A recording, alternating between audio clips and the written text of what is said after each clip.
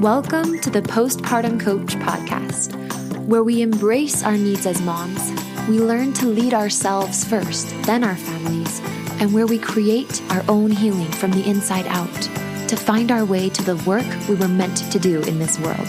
I'm your host, a fellow mom of 3 and a certified life coach, Lizzie Langston.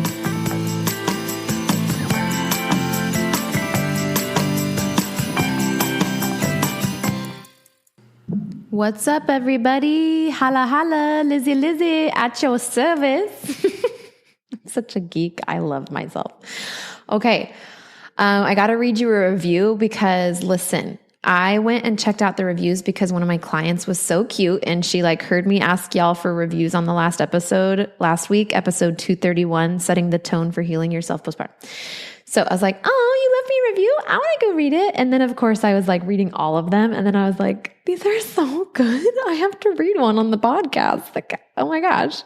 So I want to read one by actually another past client, that I didn't know had left me a review. I actually messaged her. We still keep in touch. And I'm like, you have to know how grateful I am for this. So this is what I told you I would do is if y'all leave reviews, I'm going to share them. And so here we go. This one's called Gratitude for Postpartum Coach. It's a 5-star review.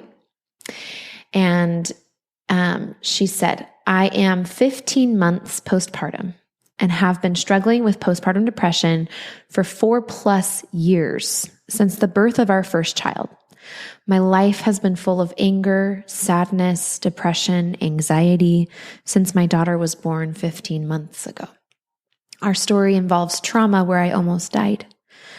Birth trauma. The aftermath was a version of me that I did not recognize. It impacted my marriage, how I interacted with my children and me.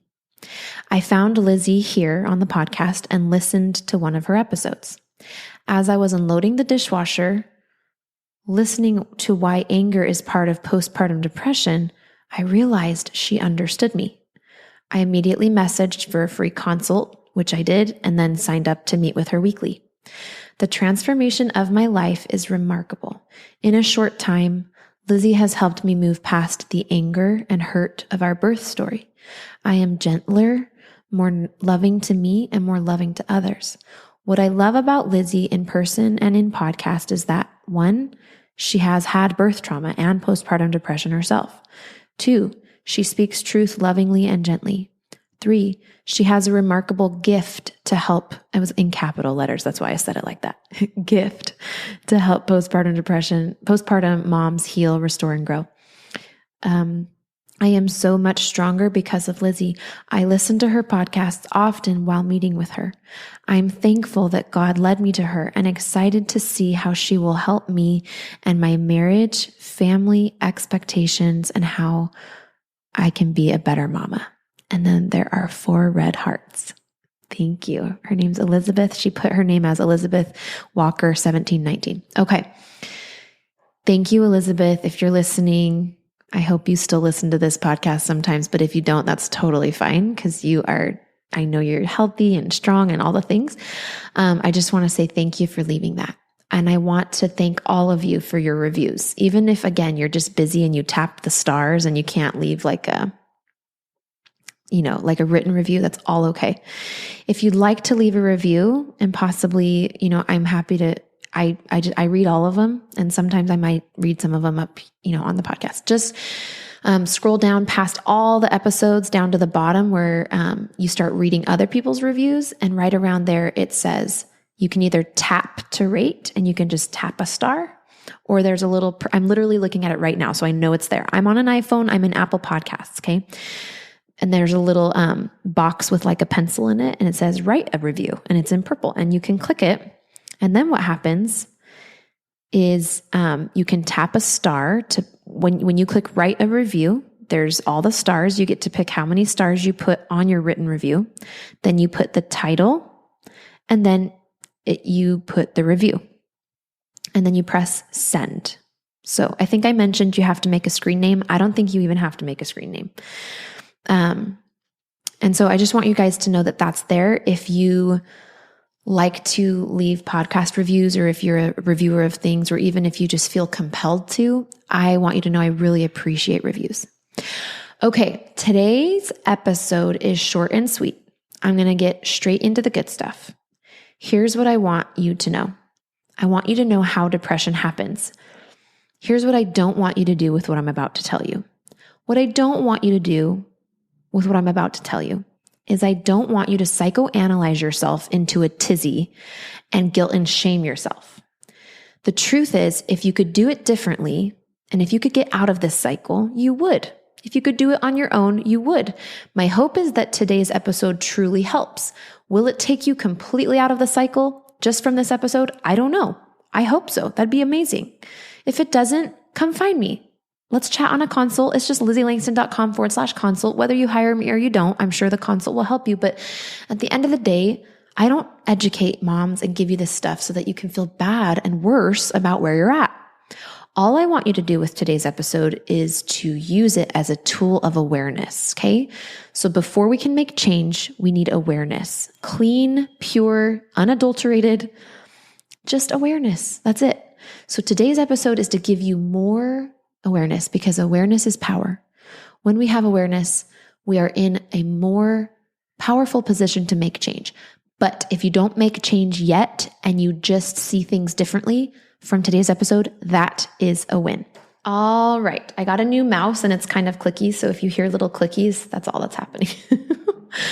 Okay. So I literally just documented this as I was working with one of my clients, and I just love my clients so much. They're so vulnerable and real. And of course, I'm protecting all my clients' privacy and would never share anything without their permission. So I'm leaving this general. This could be any number of people, okay? But this is how it often goes. You feel an emotion. Typically, postpartum, it's sad. Whether or not you realize you are feeling sadness is a different conversation. So you might not even know that this is the start of this cycle of depression.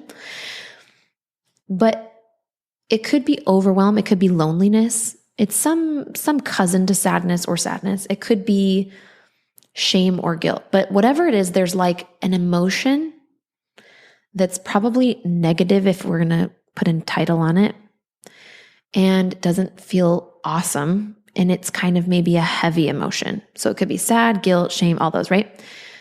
And you probably don't know you're doing this, or maybe you do. When I say this, maybe you're like, oh, I know what you're going to say. Or maybe as I say it, you're like, oh, I totally do that. Or maybe you're like, do I do that? I don't know. So again, this is just a tool of awareness. Take it, play with it for a week, see what happens. But usually what happens is without meaning to, very well-intentioned, for whatever reason, and I can go over some potential possible reasons, but we end up suppressing. We end up suppressing the emotion in question, okay? And we do that through, again, maybe we're trying to protect someone we love. Maybe we just don't feel like we have time to feel it. Maybe we're in denial of it. Maybe we're scared of feeling it because we think if we feel it, it'll take us down this other path. Maybe we're afraid if we feel it, our kids will see us and then they'll be ruined or not well adjusted, or whatever the reason is. Maybe we're trying to like protect our baby and we think babies can sense things. There's so many reasons that we might withhold the normal processing that we could be doing and suppress something. Maybe literally it's more subconscious. And when we were little, we were just taught, and like our parents demonstrated suppressing. Maybe they suppressed. Maybe everybody we've ever really known well suppressed emotion. Okay. So there could be a million reasons. This is the part where I really don't want you to hold yourself hostage. Like there really are a lot of subconscious patterns that we pick up and you might not even know that you're doing it. But this is where it begins. Okay. This is where depression starts, is we suppress to some degree and to some extent the emotion, and then it gets stored in our bodies. Another thing that can happen here is we can suppress it partially, and we get into this passive aggression where I'm going to call it suppression and then aggression, where we suppress the emotion of choice, and then it's like stuck in our throat or it's stuck in our chest. It's not like all the way down into our organs and gone for who knows how long. And then like we yell at our kids or we have a breakdown or something. Okay. But regardless, we're suppressing either a little bit and then it's still coming up a little bit like within the day or the week, or we like suppress it deeply and it turns into pain in our shoulders or pain in our stomach or pain in our hips. Okay. And again, could be subconscious. Then when we have stored emotion, we get depressive. The more stored emotion, the more depressive you get. And we can also get anxious too. So that's the cycle. Isn't that crazy? It's not rocket science. It's actually really, really, really makes a lot of sense.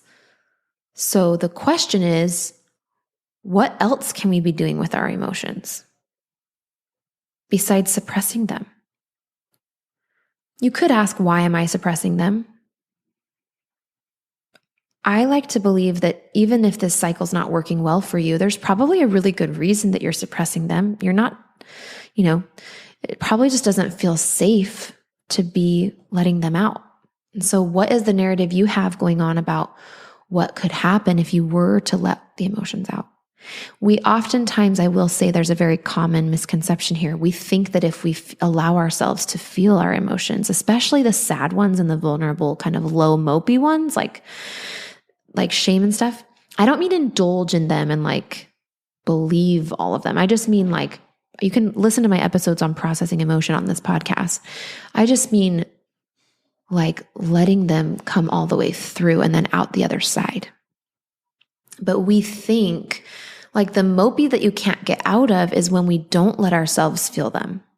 And then they like are in our body and then we can't not feel them. We're kind of trapped in them. Okay. So I want you to just kind of think about this cycle, look at your life, see how it's happening. And the way we get out of it is at the very beginning of the cycle, when we have that negative emotion come up, we don't suppress it. And there's like 5 or more other things we could do. But this is the work I do with women. Okay. Is I teach them, I help them see exactly, we like really focus in on where this cycle is starting that's creating your depression and anxiety in your body. And then we figure, what other things could we do? What else could we do instead of suppress? How do we let an emotion come through while still, maybe protecting our children from certain details about how we're feeling, because maybe our children might be the cause of some of those things. Maybe moving our body and doing some yoga, maybe sad mopey dancing is one of my favorite things. Even like dancing doesn't always have to be happy, right? Like moving our bodies in whatever way. The problem with suppressing is it creates a disconnection from our body. The more suppressed emotion, the less you really want to be in your body. And that's also part of the depression. That's really more the anxiety. The less in your body you are, the more in your head you are, the more anxious you are. And so you can really go anywhere on the spectrum of anxiety and depressiveness, a little bit more of one or the other, a little bit or a lot of both. But the problem is, like, we think the problem is the anxiety and depression, and it is a problem in its own right, but it's just the end of a cycle. The cycle really starts with this, like what we're doing with our emotions. The last thing I'll say that you need to probably know is that emotion is energy. And one thing that like any scientist can tell you is that energy cannot be destroyed once it's created, right? The table of periodic elements, whatever, those can't be destroyed. They can change forms. So water can be evaporated. It can be frozen. It can melt or whatever. You can turn into steam, but you can't like destroy water. It just takes a different form. I could be wrong. I'm not a scientist, but I'm pretty sure I read in one of my children's books about like the life cycles and water cycles and clouds and stuff. It's like you can't destroy energy. It just kind of keeps morphing and changing shapes. Same thing with your emotions. So it's a disservice to ourselves when we suppress them. We think and it feels and it appears like they're going away, but that's because we can't see what's happening in our body. But if we could see like a diagram of where energy this emotion or this energy goes when we suppress it. It goes into our throat and creates thyroid problems. It goes into our stomach. It creates irritable bowel syndrome. It goes into our lower back and creates chronic back pain. Maybe it goes into our gut and creates leaky gut. And obviously the things you're eating, it all plays a role, but how much of what you're eating is tied to how you're feeling? And so one way or another, our emotions, this energy, like literally runs what happens in our body. So don't you think it could be important, in fact, maybe even life altering, quality of life altering, to legit learn what to do with this stuff and to be able to teach your children? I believe that investing in coaching for yourself is an investment in your entire family. Treat it that way. Okay, think of it that way. If you want to come work with me, if you want to learn this stuff so that your kids learn this stuff, so you learn this stuff, so your husband and your marriage and all of it, go to LizzieLangston.com/consult. That's all I got for you today. I got to go get coached myself actually right now. I love you all so much. See you in the next episode. Hey, Lizzie here. I've helped dozens of postpartum moms just like you to manage their postpartum anxiety and deconstruct their postpartum depression. It's really easy for me.